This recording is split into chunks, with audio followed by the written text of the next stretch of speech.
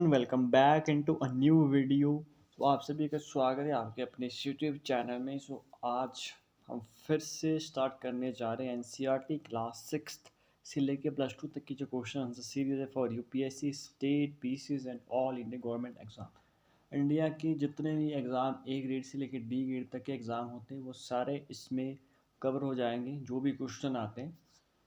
सो इस इन वीडियो की स्पेसिफिकेशन क्या है, मैंने book by book class by class page by page जहाँ से भी क्वेश्चन बन सकते हैं वहाँ से बनाए हैं। क्वेश्चन तो बड़े आसान आते हैं लेकिन हमसे वो आसान क्वेश्चन ही गलत हो जाते हैं। तो मैंने सारे एग्ज़ामों को खुद दिया है, मेरा इस सेक्टर में 7-8 सालों एक्सपीरियंस है, तो उसी के बेस पे मैंने ये क्वेश्चन आंसर सीरीज़ बनाई है। ठीक है। सो आपको 100% इन चीज़ों के ऊपर रिलाई करना है क्योंकि मैं खुद इन टेस्ट को देता हूँ और एक्सपीरियंस मैंने फेस किया है। सो चलिए टाइम वेस्ट नहीं करते हैं और क्वेश्चन 11,001 से ये क्वेश्चन शुरू है। तो 11,000 क्वेश्चन आपने अगर कर लिए तो आपका लेवल जो है औरों के मुकाबले कहाँ तक पहुँचेगा। अगर वीडियो इन्फॉर्मेटिव लगी तो चैनल को सब्सक्राइब जरूर करिए, एक लाइक तो बनता है यार इतनी मेहनत के लिए। और रिवाइज बार बार कीजिएगा यार, ज़िंदगी में सक्सेस होने के लिए बार बार प्रैक्टिस करनी पड़ती है, चाहे किसी भी सेक्टर में आप ले लो, चाहे स्पोर्ट्स ले लो, चाहे कुछ भी चीज़ ले लो, उसे बार बार आपको दोहराना पड़ेगा, रिवाइज करना पड़ेगा। तो चलिए शुरू करते हैं। क्वेश्चन 11,001 11,001 क्वेश्चन है। तो चाय की खेती भारत के किन राज्यों में की जाती है? तो इसका आंसर क्या है? असम, पश्चिम बंगाल के दार्जिलिंग व जलपाईगुड़ी, तमिलनाडु, केरल, हिमाचल प्रदेश, उत्तराखंड, मेघालय, आंध्र प्रदेश और त्रिपुरा में। तो कई बार मैच द फॉलोइंग में सीधा पूछ लिया जाता है कि चाय की खेती कहाँ पे की जाती है। इंडिया के इतने सारे स्टेट हैं, ठीक है, वहाँ से ऑप्शन मिला के दिए जा सकते हैं। तो याद रखें, असम, पश्चिम बंगाल के दार्जिलिंग व जलपाईगुड़ी, तमिलनाडु, केरल, हिमाचल प्रदेश, उत्तराखंड, मेघालय, आंध्र प्रदेश, त्रिपुरा में की जाती है। अब प्रश्न है, विश्व में भारत कौन सा चाय उत्पादक राज्य है? तो इसका आंसर है दूसरा। और पहले नंबर पे कौन है? चीन।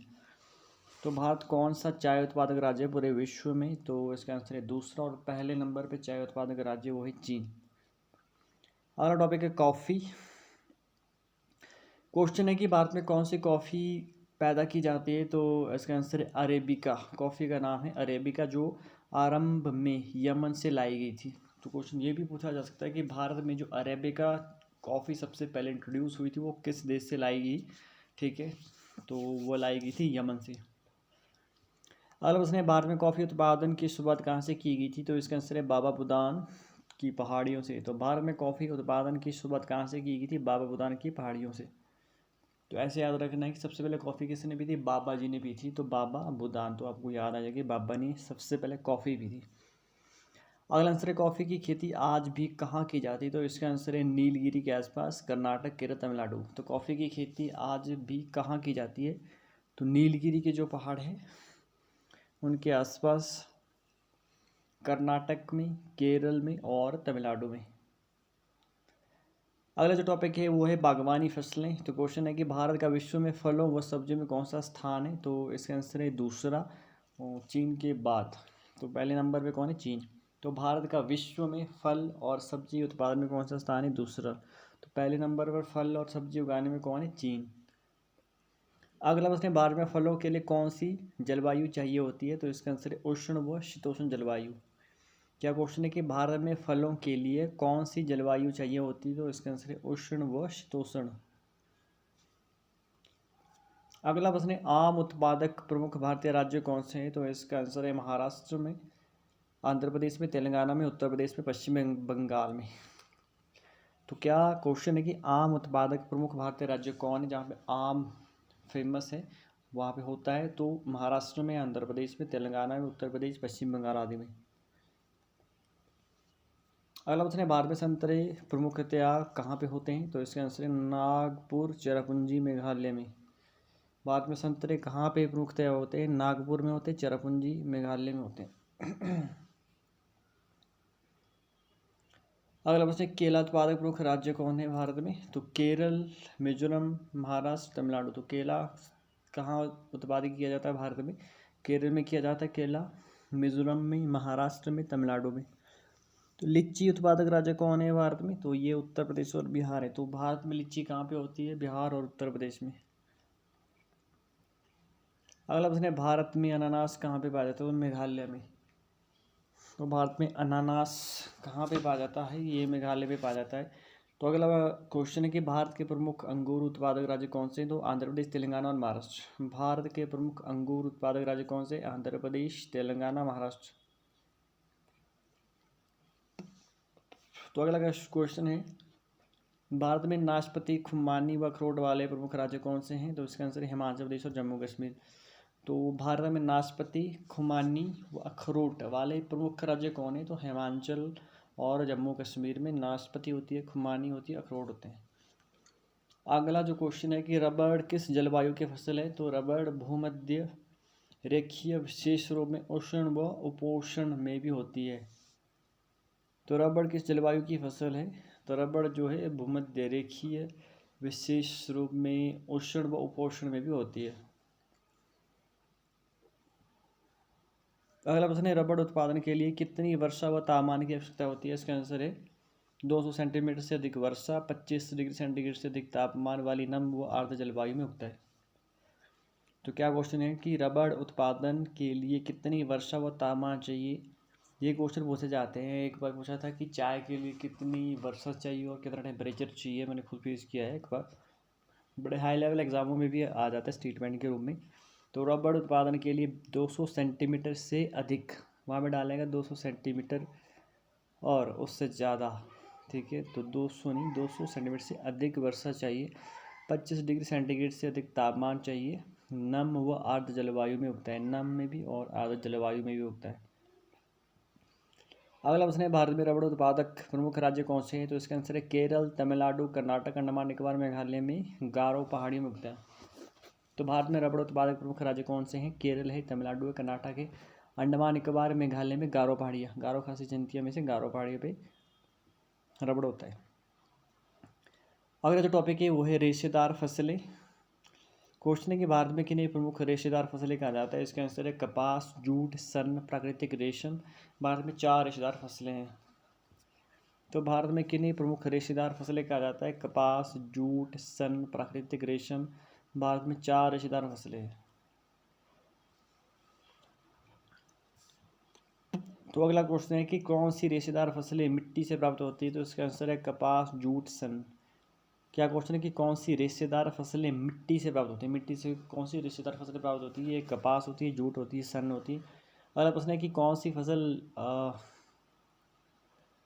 कीड़े के कोकून से प्राप्त की जाती है? तो इसका आंसर है रेशम की फसल रेशम के कीड़े के कोकून से प्राप्त की जाती है, जो मलबरी पेड़ की हरी पत्तियों पर पलता है। तो कौन सी फसल कीड़े के कोकून से प्राप्त की जाती है? तो रेशम की फसल जो है रेशम के कीड़े के कोकून से प्राप्त की जाती है, जो मलबरी पेड़ की, कौन सा पेड़ है? मलबरी पेड़ की हरी पत्तियों पर पलता है। अब उसने रेशम के कीड़ों का उत्पादन क्या कहलाता है? उसका आंसर है रेशम के कीड़ों का उत्पादन सेरीकल्चर कहलाता है। तो रेशम के कीड़ों का उत्पादन क्या कहलाता है? तो रेशम के कीड़ों का उत्पादन सेरीकल्चर कहलाता है। नेक्स्ट टॉपिक इज कपास। क्वेश्चन है कि कपास संबंधित महत्वपूर्ण तथ्य बताएं। इसका आंसर है भारत को कपास के पौधों का मूल स्थान माना जाता है। सूती कपड़ा उद्योग में कपास कच्चे माल में उपयोग होता है। तो क्या क्वेश्चन है कि कपास संबंधित महत्वपूर्ण तथ्य बताएं। भारत को कपास के पौधों का मूल स्थान माना जाता है। क्या मूल स्थान माना जाता है कपास के पौधों का? सूती कपड़ा उद्योग में कपास कच्चे माल में उपयोग होता है, जो सबको पता है। कपास उत्पादन में भारत का कौन सा स्थान है? तो इसका आंसर है कपास उत्पादन में भारत का 3रा स्थान है।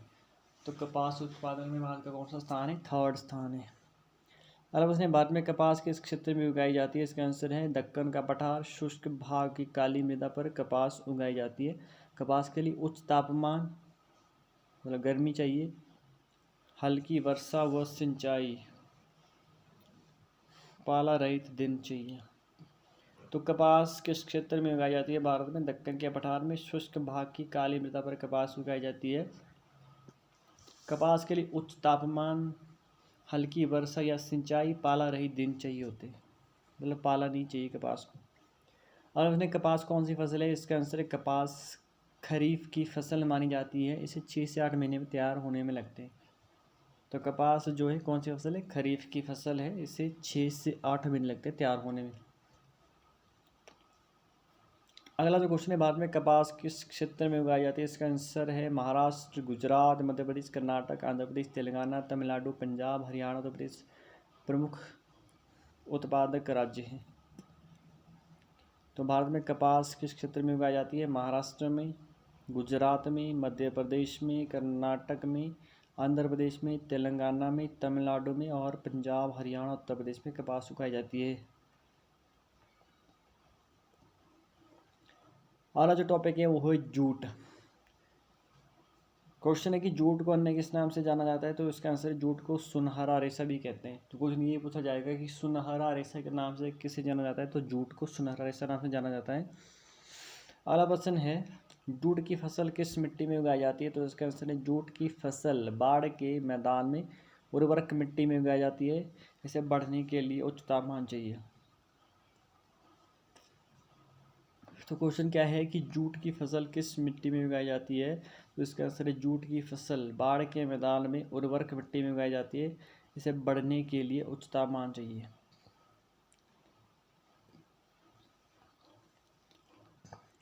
अगला प्रश्न है कि जूट के प्रमुख उत्पादक राज्य कौन से हैं भारत में, तो इसका आंसर है पश्चिम बंगाल, बिहार, असम, उड़ीसा, मेघालय। तो क्या क्वेश्चन है कि जूट के प्रमुख उत्पादक राज्य कौन से हैं, पश्चिम बंगाल है, बिहार है, असम है, उड़ीसा, मेघालय। अगला जो टॉपिक है प्रौद्योगिकी व संस्थागत सुधार। क्या टॉपिक है, प्रौद्योगिकी व संस्थागत सुधार।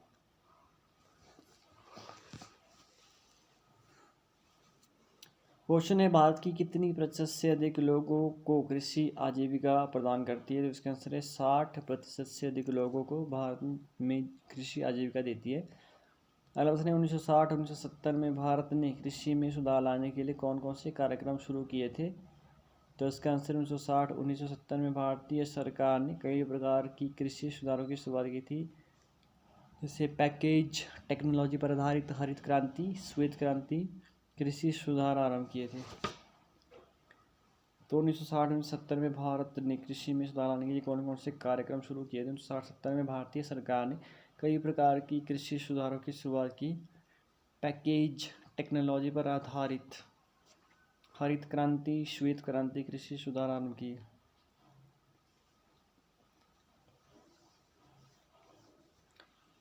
अगला क्वेश्चन है 1980-1990 में कौन कौन से सुधार हुए, इसका आंसर है 1980-1990 में व्यापक भूमि विकास कार्यक्रम शुरू हुए जो संस्थागत और तकनीकी सुधार पर आधारित था।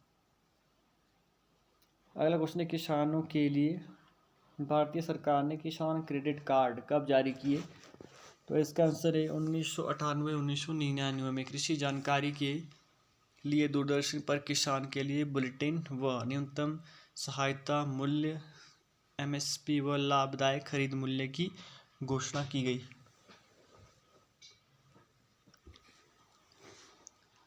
तो अगला टॉपिक है भूदान ग्राम दान।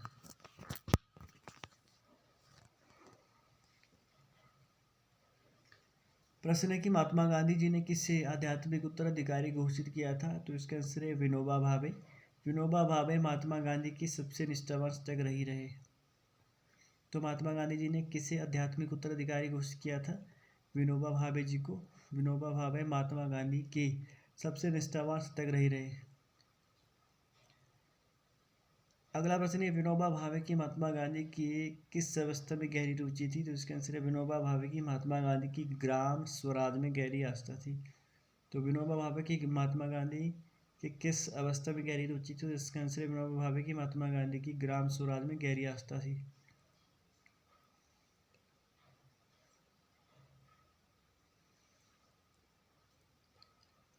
अगला क्वेश्चन है कि भूमिहीन गरीब ग्रामीणों ने उनकी भरण पोषण के लिए विनोबा भावे से किस प्रकार की सहायता मांगी, इसका आंसर है विनोबा भावे एक बार आंध्र प्रदेश के पोचमपल्ली में बोल रहे थे। भूमिहीन गरीब ग्रामीणों ने उनसे सरकारी खेती आर्थिक पोषण के लिए मांगी। वो मांग की कि वे भारतीय सरकार से कुछ भूमि दिलाएं। श्री राम चिट्टी उठ खड़े हुए और उन्होंने 80 ग्रामीणों को 80 एकड़ भूमि की पेशकश की। तो भूमिहीन गरीब ग्रामीणों को उनकी भरण पोषण के लिए विनोबा भावे ने किस प्रकार की सहायता मांगी? विनोबा भावे ने जो है आंध्र प्रदेश के जो भूमिहीन गरीब किसान थे वहाँ पे सरकारी खेती पर जो है उन्होंने सरकारी भूमि पर खेती करने की रिकमेंडेशन की। ठीक है, तो कि भारतीय सरकार उन्हें कुछ भूमि दी। तो उसमें से एक बंदा था श्री राम चेट्टी उठ खड़े हुए, उन्होंने 80 ग्रामीणों को 80 एकड़ भूमि की पेशकश की थी। अगला क्वेश्चन है 80 ग्रामीणों को 80 एकड़ भूमि पेश करने वाले श्री राम चेट्टी के इस धारणा को क्या कहा गया? तो इसे भूदान कहा गया। तो 80 ग्रामीणों की 80 एकड़ भूमि पेशकश करने वाली श्री राम चेट्टी की इस धारणा को क्या कहा गया? इसे भूदान कहा गया। कुछ जिम्मेदारों ने किसानों को पूरा गांव देने की पेशकश की, उसे क्या कहा गया? ग्राम दान। कुछ जिम्मेदारों ने किसानों को पूरा गांव देने की पेशकश की, उसे क्या कहा गया? ग्राम दान। अगला क्वेश्चन है विनोबा भावे द्वारा शुरू इस भूदान ग्रामदान आंदोलन को क्या कहा गया? तो इसका आंसर इसे रक्तहीन क्रांति कहा गया। कृषि की राष्ट्रीय अर्थव्यवस्था में रोजगार उत्पादन नहीं हो रहा। विनोबा भावे द्वारा शुरू इस भूदान ग्रामदान आंदोलन को क्या कहा गया? इसे रक्तहीन क्रांति कहा गया। अगला प्रश्न है कृषि में सुधारों के लिए कौन कौन से प्रमुख सुधार किए गए? इसका आंसर है कृषि में सुधार के लिए भारतीय कृषि अनुसंधान परिषद की स्थापना, पशु चिकित्सा सेवा, पशु प्रजनन केंद्र, बागवानी विकास, मत्स्य विज्ञान व पूर्वानुमान के क्षेत्र में अनुसंधान व विकास को बढ़ाया गया। तो कृषि में सुधार के लिए कौन से प्रमुख सुधार किए गए? तो इसका आंसर है कृषि में सुधार के लिए भारतीय कृषि अनुसंधान परिषद की स्थापना, पशु चिकित्सा सेवा, पशु प्रजनन केंद्र, बागवानी विकास, मौसम विज्ञान व पूर्वानुमान के क्षेत्र में अनुसंधान व विकास को बढ़ाया गया। अगला क्वेश्चन है कि 1917 में बिहार में कौन सा आंदोलन हुआ था? तो इसका आंसर है 1917 में बिहार में चंपारण आंदोलन हुआ था। इसका प्रमुख कारण किसानों को नील की पैदावार करने के लिए विवश करना था। तो 1917 में बिहार में कौन सा आंदोलन हुआ था? 1917 में बिहार में चंपारण आंदोलन हुआ था। इसका कारण क्या था? किसानों को जबरन अंग्रेज जो है नील की पैदावार करने के लिए विवश कर रहे थे। अगर उसने कार्बनिक कृषि किसे कहते हैं? इसका आंसर है कार्बनिक कृषि, जैव कृषि भी कहते हैं। इनमें उर्वरकों और रसायनों का उपयोग नहीं किया जाता। तो क्या क्वेश्चन है कि कार्बनिक कृषि किसे कहते हैं? इसका आंसर है कार्बनिक कृषि, जैविक कृषि भी कहते हैं। इनमें उर्वरकों और रसायनों का उपयोग नहीं किया जाता। अगला क्वेश्चन है, अगला लेसन नंबर 5 है खनिज तथा ऊर्जा संसाधन। क्वेश्चन है कि भूपर्पट्टी के नाम से किसे जाना जाता है? तो इसका आंसर है भूपर्पट्टी पृथ्वी की ऊपरी सतह को कहा जाता है। तो पृथ्वी की ऊपरी सतह को क्या कहा जाता है? भूपर्पट्टी। अगला क्वेश्चन है भूपर्पट्टी का निर्माण किसके द्वारा किया जाता है? तो इसका आंसर है भूपर्पट्टी विभिन्न खनिजों के योग से बनी चट्टानों से निर्मित होती है। इन खनिजों का उपयोग शोध करके ही धातु को निकाला जाता है। तो भूपर्पट्टी का निर्माण किसके द्वारा किया जाता है? इसका आंसर है भूपर्पट्टी विभिन्न खनिजों के योग से बनी चट्टानों से निर्मित होती है। इन खनिजों का उपयुक्त शोध करके ही धातु को निकाला जाता है। अगला क्वेश्चन, दंतमंजन में कौन कौन से खनिज पाए जाते हैं? तो इसका आंसर है दंतमंजन साफ करते हैं कुछ खनिज जैसे सिलिका, चूना पत्थर, एल्यूमिनियम ऑक्साइड, फॉस्फेट खनिज पदार्थ दांत साफ करने में मदद करते हैं। तो दंतमंजन में कौन कौन से खनिज पाए जाते हैं? तो सिलिका पाया जाता है, चूना पत्थर पाया जाता है, एल्यूमिनियम ऑक्साइड, फॉस्फेट खनिज पदार्थ दांत साफ करने के लिए मदद करते हैं।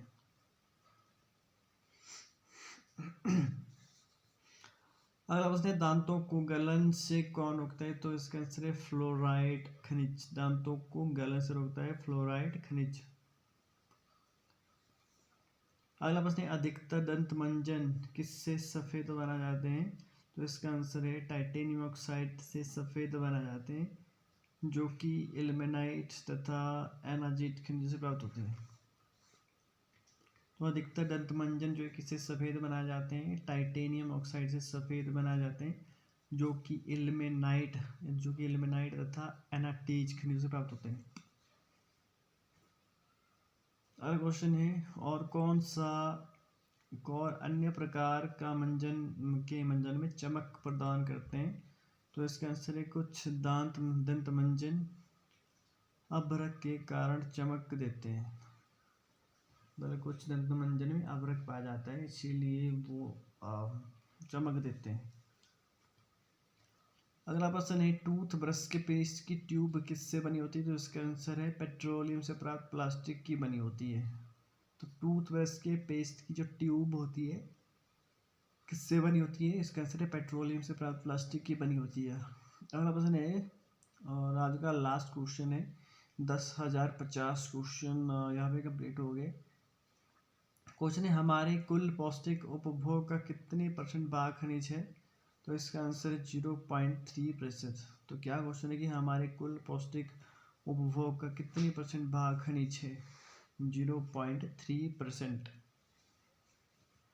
सो वीडियो को करते हैं यहीं पे एंड, मिलेंगे नेक्स्ट सेशन में। वीडियो अगर अच्छी लगे तो यार लाइक तो कर ही देना, कमेंट कर ही देना, सब्सक्राइब द चैनल। और ये वीडियो ना यार नीडी लोगों तक पहुंचनी चाहिए, क्योंकि जो जर्नी हमने फेस की है वो कोई और फेस ना करे, ठीक है? क्योंकि हिंदी मीडियम में स्पेसिफिकली कंटेंट की बहुत ज़्यादा कमी है और अच्छा कंटेंट कहीं नहीं मिलता। अगर आपके आसपास भी कोई है नीडी बंदा तो आप उस तक इस वीडियो को ज़रूर पहुंचाएं, ठीक है? और यही ऊपर वाले से कामना करता हूँ कि आप ज़िंदगी में बहुत जल्दी सक्सेस हो। Thank you very much for watching the video. अगर अच्छी लगे तो like comment share subscribe the channel. जय हिंद, जय श्री कृष्णा, जय भारत, जय श्री कृष्ण।